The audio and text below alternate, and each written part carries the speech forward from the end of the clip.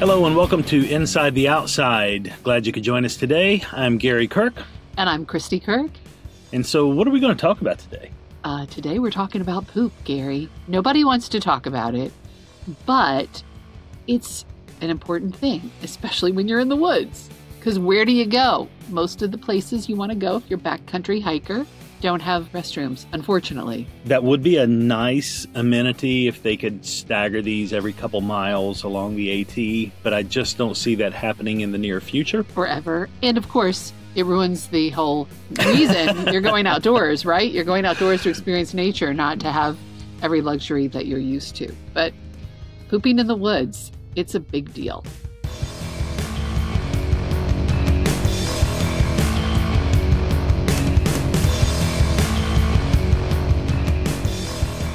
So, having spent a lot of time in the outdoors, I've definitely went my fair share of times, and I don't have any problem doing it.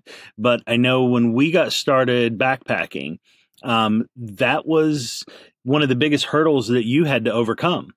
Yeah, it absolutely was, because I don't, the mileage doesn't bother me. Carrying a pack on my back doesn't bother me. Pooping in the woods bothered me. I didn't want to. I didn't want to do it. And, of course you have to. Now, the first trip we went on, there was a bathroom a mile. And when I say bathroom, I use that word very loosely because it was a park compost type bathroom, which is disgusting. But anyway, still grateful for them when they happen. It was a mile away from our camp. And let's just clarify, too, the time of year. We were there for, if I'm remembering right, Memorial Weekend. So It was blazing hot, humid goodness. The weather didn't impact my desire not to go. Oh, it impacted that composting toilet. Yeah, well, composting toilets are vile no matter what. Again, I'm grateful for them because I'd rather have a composting toilet than just go in the woods, but they're gross. And you usually hold your breath and try to do it as fast as you can and get out. But anyway, there was a toilet. It was a mile away, and I hiked that mile every time I needed to use the bathroom to have a bathroom. Yeah, number one and number two. Yeah, and that's ridiculous. It was ridiculous then. It's ridiculous now if you're going to be a hiker or a camper or someone who's enjoying the outdoors. You just have to get over it. And it's not only that you're getting over your uncomfortableness of going in the woods. Certainly that's natural. Certainly our ancestors did that. It's really an ecological and a health issue as well. Right. And that's what we really want to focus on today. You don't have to teach anyone how to poop, but if you're going to be in the outdoors, there are some guidelines that you really need to follow to be a good steward of the wilderness and some consideration for your fellow hikers. This could have potentially even fell on our pet peeves episode. I know I've walked on some trails and people will go right beside the trail. Unacceptable. Get off the trail. Oh, see, I've never encountered that. Or if I have, I haven't noticed it. We have not encountered it together. And I've been on all of your backpacking excursions. Yes, you have.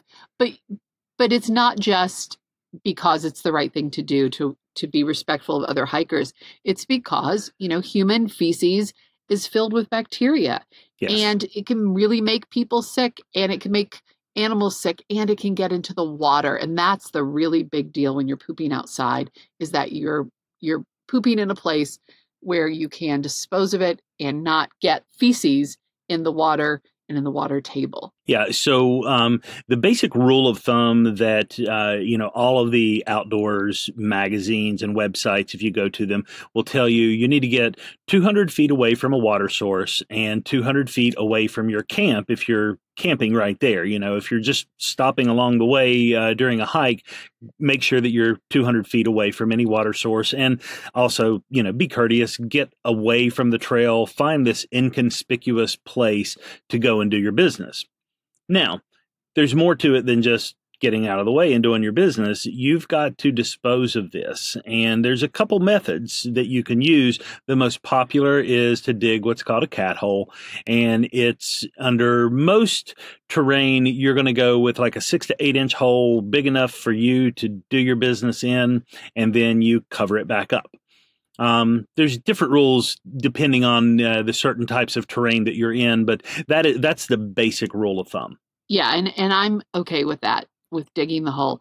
I will say when you're on the AT and you're near shelters, it can be difficult to find a place that is where you need it to be, that's far enough away from the shelter and isn't where everyone else has gone, because these shelters are used very frequently and there are areas where people have gone and gone and gone. So you're really going out to find a different area to potty. So that's complicated on trails that are very busy. Another thing that seems to happen to me on these darn trails is that there will be no people around. I will be far away from the trail. I will be out in nowhere. And if someone doesn't pop up, we had one trip where literally every time I went to the bathroom, someone would pop out of nowhere. I don't know what was happening. And I was off the trail.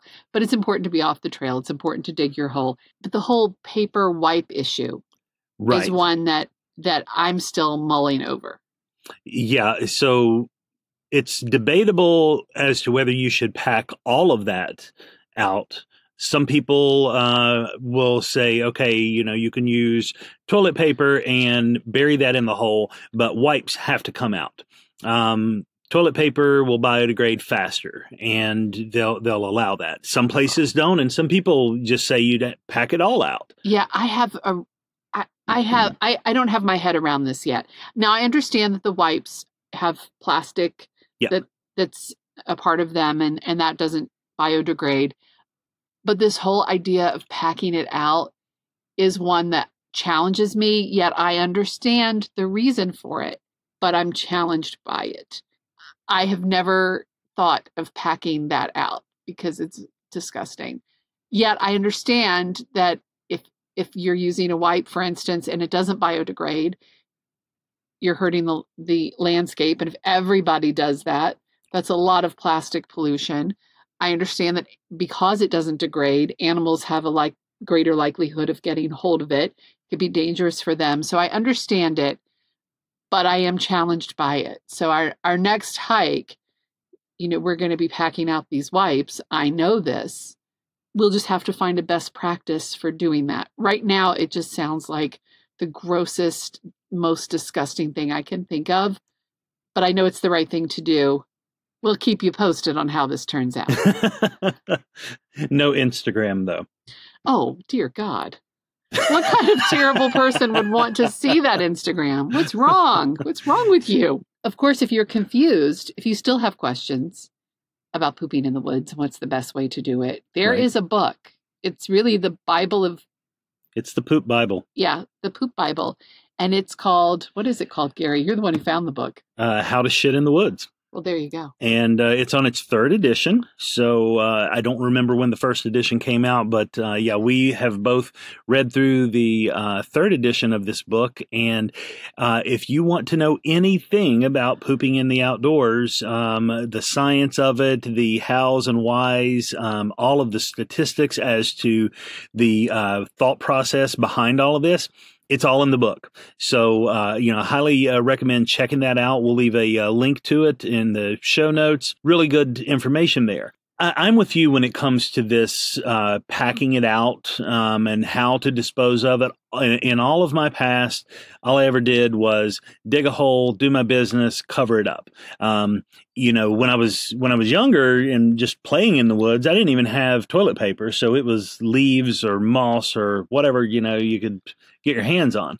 Hopefully not poison ivy. No, I'm smart enough to not do that, but I've heard of some people that have, and oh my God, I can't imagine. But when it comes to the processes, depending on where you're at, there's certain recommendations by parks or organizations, like they make the equivalent of a bear canister, but it's a poop canister. And a lot of these, I think, are used around rafting trips and areas where there's just nowhere to dig a hole. Even on the bank, you're dealing with these water systems that rise and fall, and there's nowhere to dig a hole that wouldn't just end up back in the water system in itself. So there's those challenges. I even read recently that there are some park services that will issue these poop systems that is essentially a whole bunch of little bags like your dog poop bags. and they're, you get enough of these to do your business in, and then you put all of those others in this one large, heavy duty bag, and then they have receptacles to put that stuff in. If receptacles, that doesn't bother me then. It's like picking up after your dog. Right. If there's a place to put it. But the idea of this poop canister that I'm carrying on my back for 5 days, I think that is so gross. And I have to say that maybe I don't need to go to places that require me to carry poop for 5 days. I'm okay with that too. I'm okay with never going to those places. Yeah, I stick with the cat hole. I will stand by that 100%. That's not a problem. In one of the articles I read recently on the leavenotrace.org, they essentially said, do the best that you can. Any effort that you're doing is better than no effort at all. So I definitely can get behind that statement, because sometimes it's not as simple as just, okay, I'm going to walk 200 feet and go do my business to get away from the water. Depending on where you're at, like these river systems that I was talking about, you may not be able to. You might be down in a ravine where you can't get 200 feet away from it. So you have to figure out, what can I do, and do the best that you can based on the situation you're in. Right. And we've been on trails that literally just hug the mountain. Right. And you can't go down because you will tumble down to your death. And you can't really go up safely either. You have to stay on the trail. So that's difficult. In that case, I say hold it as long as you possibly can, but it is challenging. Now let's circle back to the digging a hole, because that is the most acceptable practice. Yes. It's the most recommended. Certainly you should know on the trail you're going to be on what's recommended. But and trails that are going to require a poop canister or give you a poop system, they're going to require some registration. You're not going to be caught unaware. Yeah, and this all goes back to stuff that we've talked about earlier in the shows, with just do your research, be prepared when you get there. Don't just walk up and say, oh my God, I have to go buy a poop canister before I can go out on this system or whatever. Do your research. Right. But what I was going to say is, with the hole, even digging the hole, while there's, controversy and discussion around toilet paper, or wipes and what you're supposed to do with them, there are also recommendations about what you do with the poop in the hole. Right. I read, and I think you may have even stumbled across the chapter in that one book about making the soup. Just using that word in this context icks me out, but what they're saying there is that you should do your business in this hole and pour some water in there, stir it around so that it can disperse quicker. They even make a point of saying you should get a stick, but a small stick, because you want to bury the stick in the hole, and you mix it all together. And the idea is that you're bringing in the microorganisms that are going to break this down. Up. And while I understand that, and I appreciate the thoroughness of people who are doing that, again, I'm not playing in poop on the trail. I'm just not. No. But I don't have any problem pouring some water on it. I'm just not going to stir it around. No, I'm not making the soup. I don't know that that's necessary. And of course, if you want to, by all means, go for it. But I think that may be beyond what I'm committed to doing. Now, I do think it's interesting that there was an article that said having a more shallow hole, so 4 to 6 inches rather than 6 to 8, was actually better for decomposition. Well, and now that was just specifically recommended for above tree line situations because there's not as much bacteria in that particular in that elevation. So they were saying dig a shallower hole and make sure that it gets a lot of sun exposure. And now that goes for all cat holes. You want to be in an inconspicuous location to get away from the chance of somebody or something stumbling across this cat hole, but you need to get as much sunlight on that as you can so that it will speed up that decomposition. You don't want to go into this shady, spot to do your business. You actually need to try to find something that's going to get some sun. Now, let's talk about location too. You need to consider when you walk that 200 feet to get away from water, I know we discovered with trail systems, trying to get off the trail far enough, you might accidentally be walking directly toward another trail or another water source. So you need to take all of these things into consideration when you're trying to find that perfect place to do your business. You really do need to do a 360 survey to make sure that you're in an appropriate place from all angles, not just from the direction that you're coming. And another thing, it's hard to believe how many things there are to think about when it's just going to poop. But think about how the land lays, and if a heavy storm comes through, would there be water flowing into that area that you're talking about? Because any dry areas could potentially become full of water if the right amount of rain comes, and then they're going to eventually make their way to the main water source in that area. So you need to take these things into consideration. Right. It's recommended to always try to find high ground to do your business so that way you're above where water would normally go. But then also, just like I said, look and make sure that you're not in this dry waterbed that could get water later. And you can see, on a lot of trails through mountains, you can see how the water will make little rivulets in the dirt. And you want to be away from those because that's just showing you where the water is going to come and wash that contamination down into the water table. And this is really an issue. It's really becoming more and more of an issue because more people are going out into the woods. And the way with more of us out there, the potential for contamination only increases if we're not practicing best practices. Yeah, without a doubt. I love knowing that more people are getting out and enjoying the wilderness, but, it's just that much more impact that we're having on the environment when we go out there. I mean, how many people have we seen not clean up after their own dog? Right. You're hoping that they will do better for themselves. That's all we can hope. So if you're going out to the woods, let's review best practices for pooping in the woods.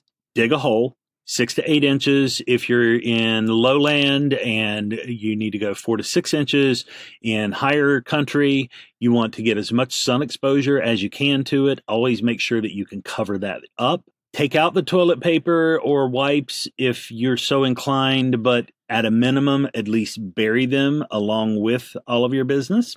What else? Is that not it? What else do we have to do? Pack out our wipes because they're not going to biodegradate. I don't know about you, but I'm going to wash my hands. Well, yeah, that's a good thing. But I mean, everyone's going to figure that out, right? Do we have to tell people that?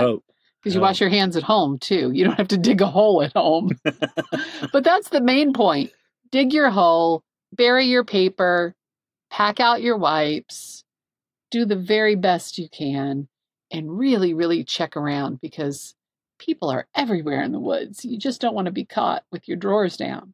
So if you have any questions related to doing your business in the woods, you should check out the book, How to Shit in the Woods, or do some research on the leavenotrace.org website or the Appalachian Trail Conservancy website. We'll leave links to all of these things in the show notes. And if you're going to someplace like the Grand Canyon, they have really special rules. So you'll want to check those out too. Yeah, always research. Definitely. And the good news is you don't have to do much if you just need to pee. Just get off the trail, be considerate of other people, and do what you got to do. At least something's easy in the woods, right? Of course, there are things that you can buy to help you pee in the woods, and maybe that'll go into our happy things this week, things we're loving this week. I won't say I'm loving this, but I have purchased it. Okay, what's that? And that's for women. So, men peeing in the woods, it's pretty simple. We won't go into details on what that situation is like, but you can figure it out. For women, it can be, you can end up with pee running down your legs. It can get messy. It's a pain, but they do have these, I don't even know what to call them, but they're like funnels, little kitchen funnels. They're disposable. You can keep them in a little baggie, and they make that situation so much easier. No pee splashing anywhere. And you don't actually, I bought one specifically for peeing in the woods and I didn't like it and I threw it away. The disposable silicone kitchen funnels are the best option here. Really? They're tiny, they're disposable, they're lightweight, and you can pop them out into a funnel and then you can fold them back into a little flat disc. And so that's something I'm loving for the woods. Okay, not loving. Loving's a strong word. That's something that's really helpful in the woods, and I'm excited to talk about this week. How's that? Very good. So something that's really exciting for me right now, Dylan and I have been watching lots of videos about how to make knives. And I've finally convinced myself that I can do this. So he and I are going to try some home forging of metals and see what we can do in making some knives. I'd like to make a nice knife for the trail. Very cool. I'm excited for you. I can tell. I'm slightly concerned about forging of metals. We've had some interesting experiments in the house, but you know what? I'm holding judgment. I'm excited. I hope it works out well. I'll contain this one to the garage, I promise. There's no room in the garage, but it's filled with all of our camping gear. So maybe we need to clean the garage and then make a knife. Such a good project for you. And on that note, we should probably wrap it up this week. Gary's got to go clean the garage. We'll see you next week. All right. Thanks for joining us, guys. Get out there on the trail and stir up some shit. That's terrible. I can't believe you said that. We'll see you next week.